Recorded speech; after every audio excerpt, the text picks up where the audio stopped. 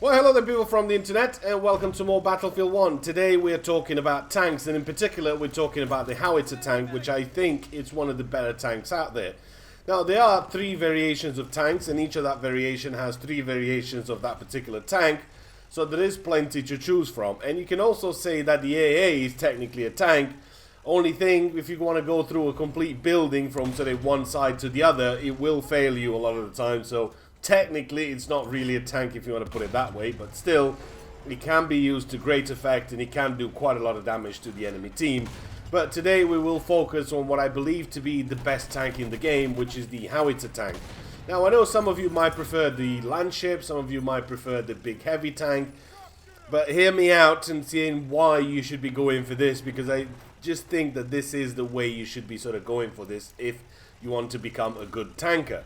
Now, these are just some general tips on how to become a better tanker, some of the things that you need to be paying attention to, and things like that. I mean, there's never been a time where I've gone into a tank and I've died more than once or twice or something like that. 9 out of 10 times I always end up going 30, 40, 50, 0. On the off chance that I've not spotted some mines or something that I've run over, something would have dropped from the sky, maybe the bomber or something like that I didn't see, something like that does end up happening, so you do end up dying, but rarely does that happen. And I did end up having just below 5,000 kills in the first couple of weeks, and I was ranked about, I think, first 10 in the world when I kind of stopped using the tank. Now, I stopped using the tank because I've used it, as I mentioned in the previous videos, I used the tank just to get my ranks up. I did a video on how to rank up really quick on your classes and get into a tank, switch kits with a dead body and all that sort of stuff, so you can check that video out if you haven't. So if you really want to become a pro at tanking, then here's a couple of tips you should follow in this little tank. First and foremost, if you have a squad and you have a team and TeamSpeak and Skype and all sorts of comms going on, obviously that's going to be a lot easier for you being a tanker. You can work together with your friends, you can work together with whoever you've got on TeamSpeak, whoever you're playing with, and you can coordinate attacks together. It's going to be so much easier. You can work together as a pair, you can go into the objectives together, you can cover each other's backs, especially that you can only turn 90 degrees. You won't be able to turn too much with this one because the turret doesn't turn all the way around, so you will be vulnerable in certain situations. So working together with somebody on comms, it's going to be a lot easier. But on the off chance that you don't have your friends online, or you're playing alone like I am today, and it's going to be a challenge for you, or something that you think, well, I'm not really going to do too well on this, this is the way you will learn. You will only learn by getting yourself into tough, difficult situations where things don't really go according to plan, and you need to sort of improvise, you need to test things out, and that's the way you will learn, and you will get you'll be better at tanking in the long run. Now, one of the things you should be focusing on is prioritizing targets. On this particular map, you have a sentry kit that you can pick up, the tank hunter kit. You should be prioritizing him if you do see him. Most of the times they'll be kind of greedy and they'll shoot at people because they know they can get a kill instead of using sort of 4 or 5 shots to damage you and losing a couple of shots they could be used for kills. A lot of people tend to do that. Not all of them, but a lot of them tend to do that and be sort of greedy and get a lot of kills rather than just go for the vehicles. Now the next thing you should be prioritizing is the enemy tanks. Now you're not going to see a tank every 30 seconds, but you will see him.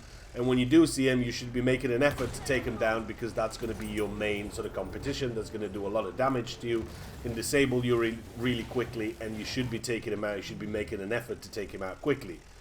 Next thing that you should be prioritizing is Assault. Assault is the next target that you want to take out because he's got the most gadgets and the most AT weapons, mines, C4s, all that sort of stuff at long range that can take you down. So you want to be focusing on him.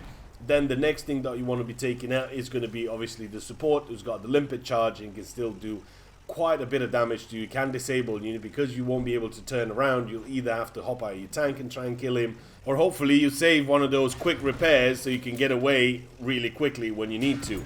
Another thing that you should pay attention to is what your team is doing. If you have 2, 3, 4 guys attacking objective, go and support them. They'll have some areas covered for you and they'll draw fire on themselves. You'll not have that many people shooting and focusing on you all the time because they have troops on the ground to be focusing on, and you will have an opportunity to try and take him out and win that flag.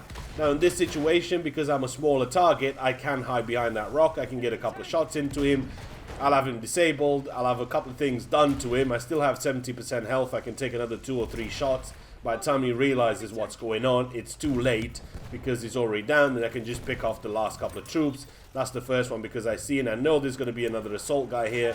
As long as you put in a lot of shots on him, you will make him miss because he's going to be pretty suppressed and he will miss that shot.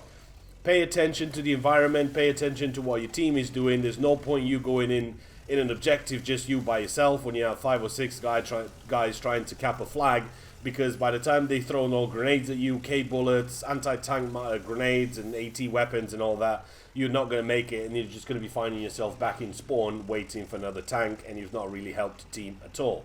Another thing that you'll need to get used to in the howitzer tank is the huge bullet drop that he has. He will not fly as straight as the other tanks, and you will have to get used to the bullet drop and everything because it's going to be pretty huge depending on what kind of ranges you're engaging your targets on. But it will come to you in time. You'll get used to it. You'll know exactly where your shots should be landing, how far and how high you should be aiming, but you will get there. That's it for me for today. Hopefully you guys have enjoyed the video and helped you a little bit. I'll see you in the next one.